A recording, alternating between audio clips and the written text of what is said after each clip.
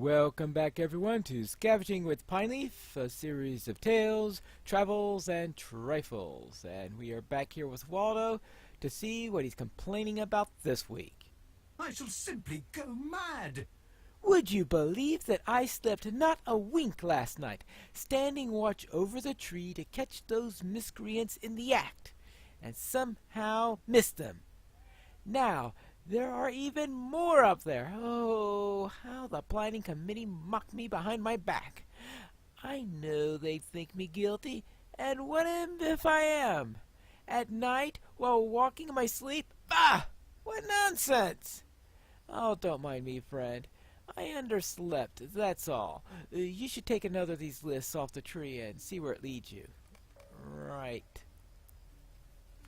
Let's see what we've got this time. Year 4. Aragorn. Yeah, let's see where Aragorn takes us. And we need to look up some orc clans, meaning kill orcs all over the place. And a good old skirmish. Well, at least I can do skirmishes. That's something that I definitely know how to do. But this week, it's Aragorn. And that means killing some foes over in Numinous. I am just outside of Numinous now. I had to come in through the long way because I have not done too many quests for the people here in Ivendim, at least not this version of Pineleaf. So therefore, I had to come in through the long way. But as you can see, that one did not count. Apparently you have to be within a certain distance within Numinous before they would count. And I don't think that one counts either. So therefore, one must get inside and find some foes deeper within. Am I deep enough within yet? Nope. So I don't know where they drew their line, but as you can see, I have not yet crossed it, so I have to go in deeper. Now, there's no point that I know where Aragorn goes within Numinous within game, of course, because we're sent to handle things here, but this is an area that is controlled by rangers, and this is the old city of Elendil, and Aragorn is, of course, a descendant of Elendil. And I'm, of course, going in a completely weird direction here. Ah, well, at least I found the foes. And I'm getting through them quickly because, yeah, level 105. Who, for some reason, skipped Ivendim and probably did a completely different area. Trying to think if I leveled up this character before the Ivendim revamp, which could explain why I don't have too many memories of this area. At least not on this character, of course, because I have gotten kindred with Numinous on several other characters. Now, I have been in Numinous on this character because this character did the entirety of the epic storyline. And if you do all the epic storyline, of course, you have to come to Numinous for that part of the story. But those are my 10, so therefore it's time to have a little visit with Aragorn's girlfriend. And of course I mean Arwen. Hello there. My gift to Aragorn was wrought in secret. Few only know of its making. And that's reference, of course, to the epic storyline. Long have I labored over a gift for my love. It shall be brought to him when the hour is most dire, and his glory shines brightest. I've already been to that part of the story, as part of Pineleaf and Gondor. Yes, and of course, this is Arwen.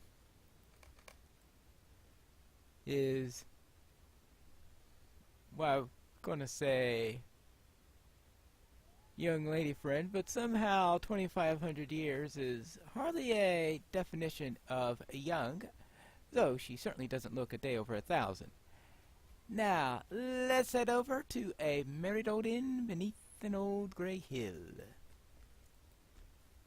Here we are in the Prancing Pony at a table where Aragorn stayed and had a little smoke.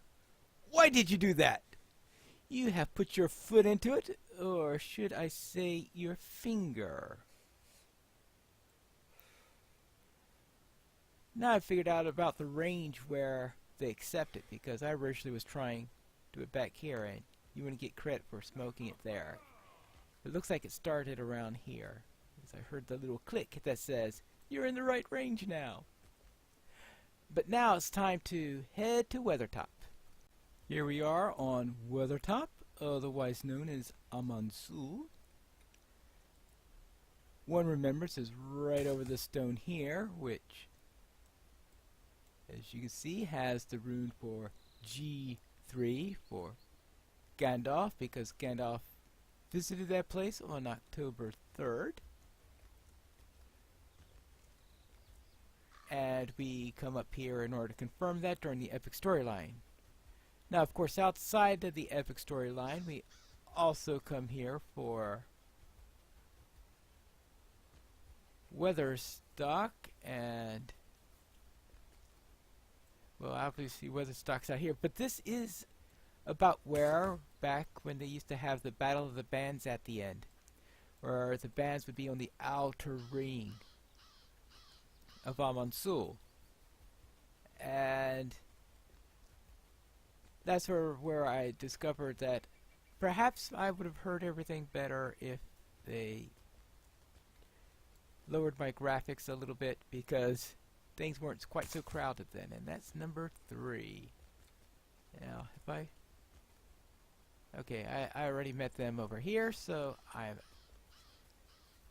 done everything I need here. So it is time to head down for our next area, and that is in Lothlorien. Here we are at Ciaran Amroth, which is one of the places the company visited while they were visiting Lothlorien. And inside here, I am to find an Elanor. Ciaran Amroth, February 15th. And I must say,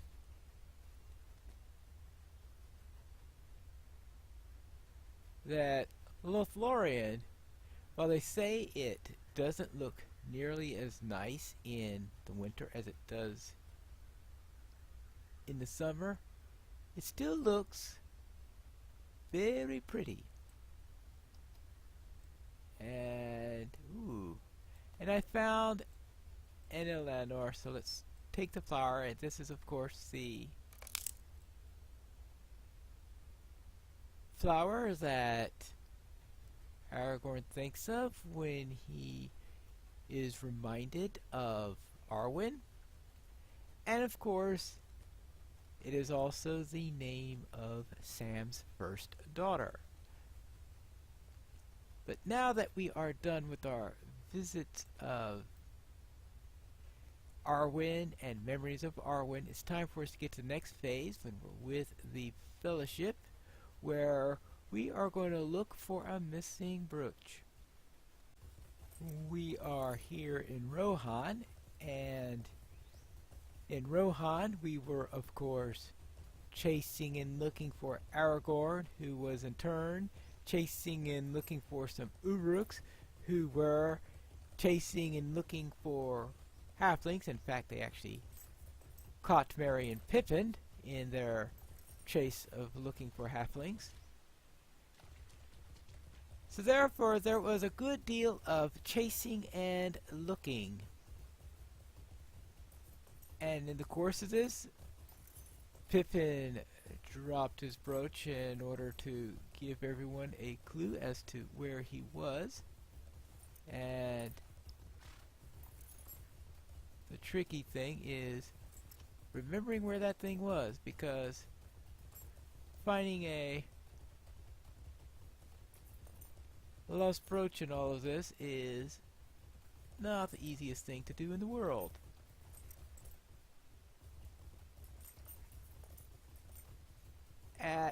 But Aragorn, of course, was a master at tracking. And could you imagine trying to find a brooch in all of this? Look at this. Look at this.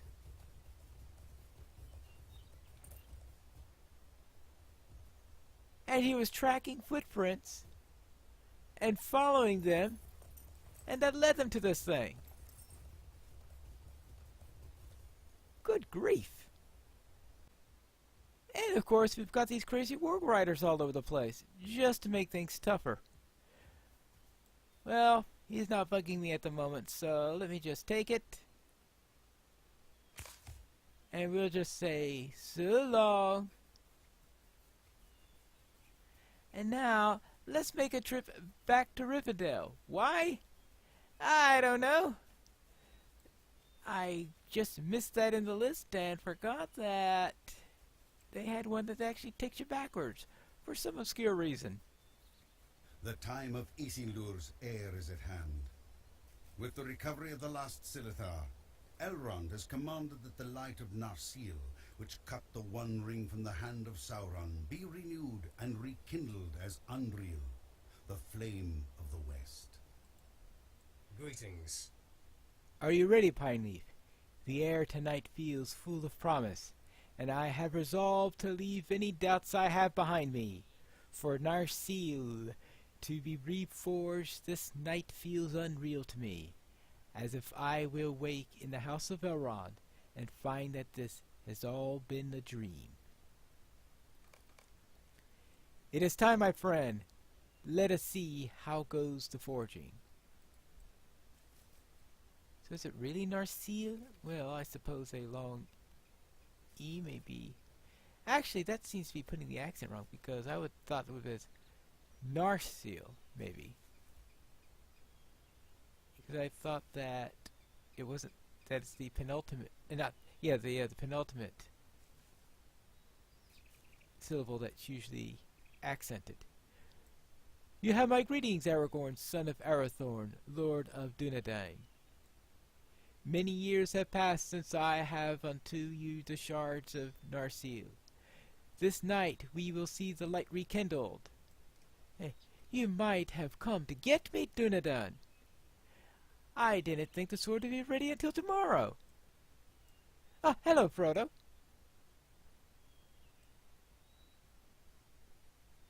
Oh, hello, Uncle. Well, I haven't missed anything song-worthy, have I? If you'll stop with your chattering, Bilbo Baggins, perhaps you will have your answer. Look, Helmstir has something to say. Oh, okay.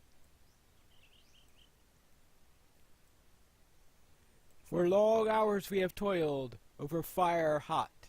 A new blade has been beaten from the shards of Narsil. The last of the Silithar has given the blade the glow it had of old. The work is nearly finished.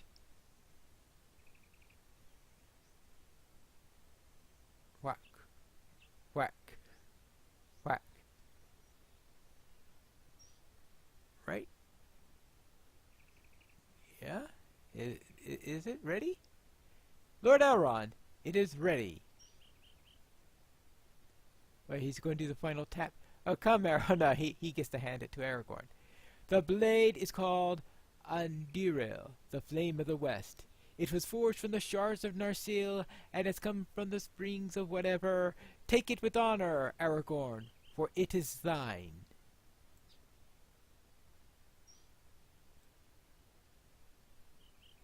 It is thine. From the ashes a fire is woken. Behold, Undril, flame of the West.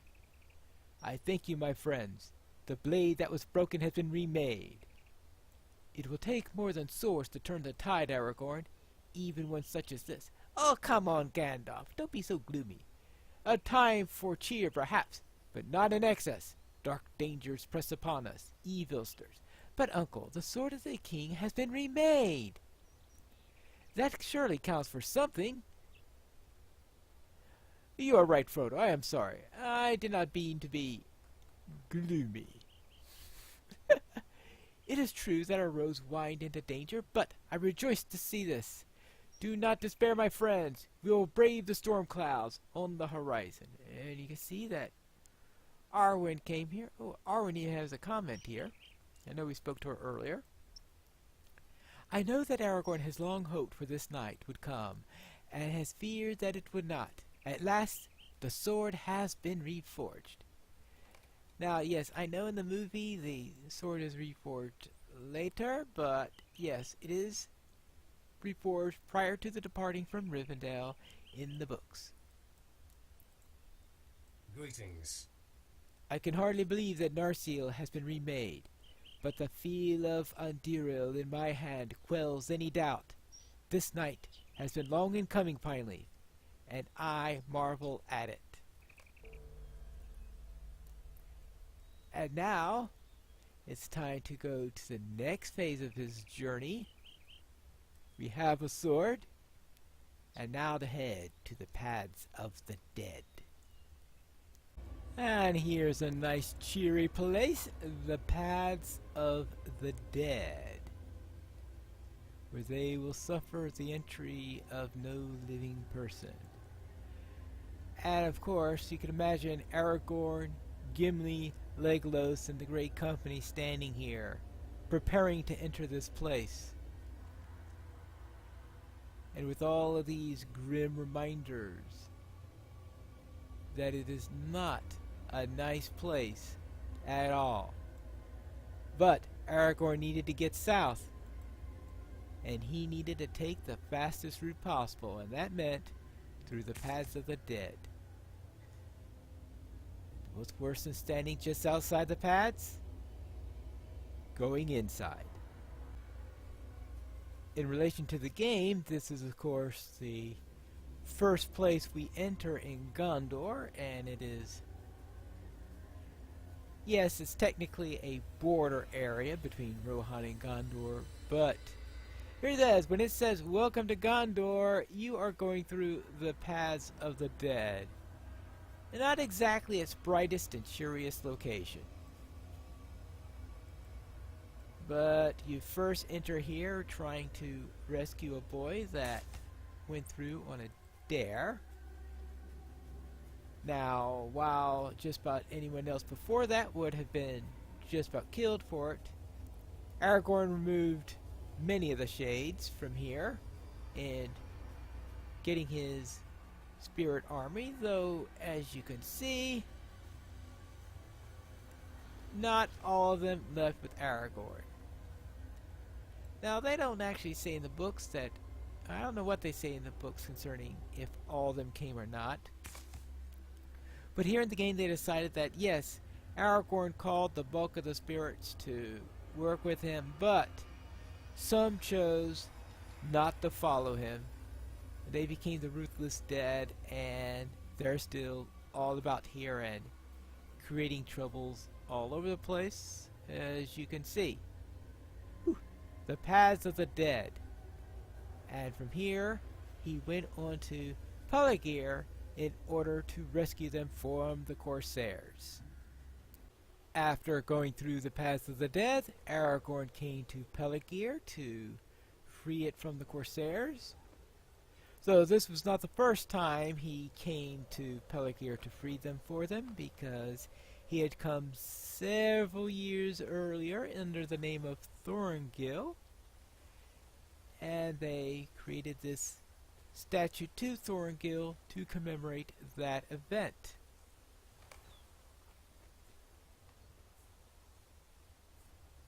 And with that,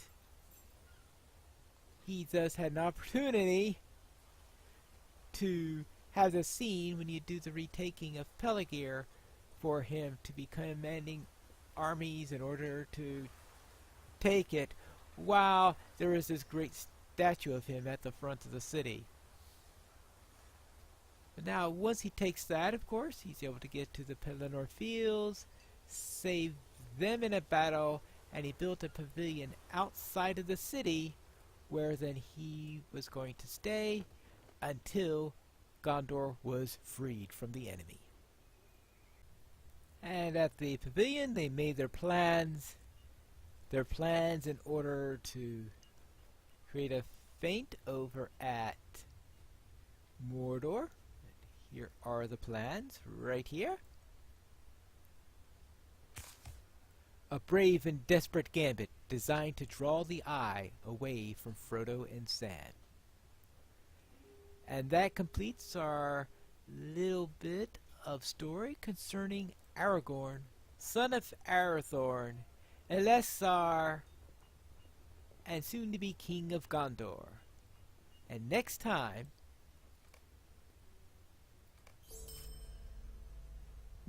we'll of course take care of some travels, but let's get back to Rumble and see what our rewards are. This week we don't have a cosmetic pet, but we do have a banner from the Paths of the Dead, and I don't think it fits my wallpaper here very well. Ah well, but this little ghostly thing to remind us of our little journey through the Paths of the Dead.